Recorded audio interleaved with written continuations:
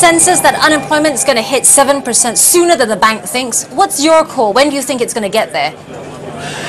Two things. I want to answer the question directly. I think it will take longer than the markets are currently expecting, because I think that productivity ought to pick up, and if productivity picks up, then unemployment will fall more slowly, because currently all of the surveys suggest that of the part-time workers that have been in employment over the last couple of years, a quarter of those want to work more hours. So you'd have thought that if the economy continues to strengthen the way that it's suggesting at the moment, that firms will employ more of those people more intensively. So I think the unemployment rate may take longer to get to 7% than the markets are currently predicting. However, even if it did get to 7%, remember, it won't elicit any action from the bank other than a reconsideration of whether or not the policy stance is appropriate.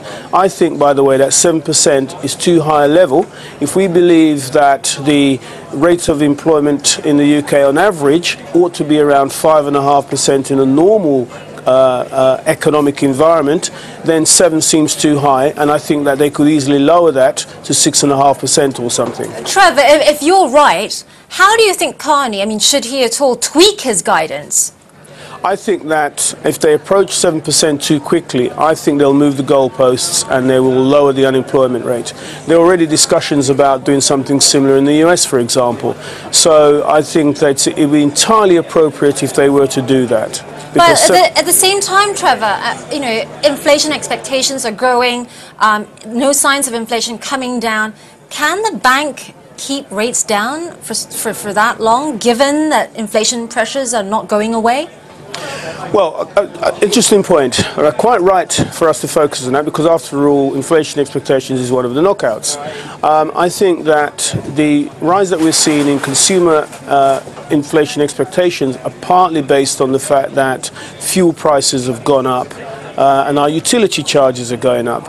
Now, to the extent that those things drop out in a year's time, to the extent that other price pressures ease, then I think that some of the increase that we're seeing in consumer expectations of inflation will actually fall back. And remember that actually inflation could fall over the next few months, and I think they will.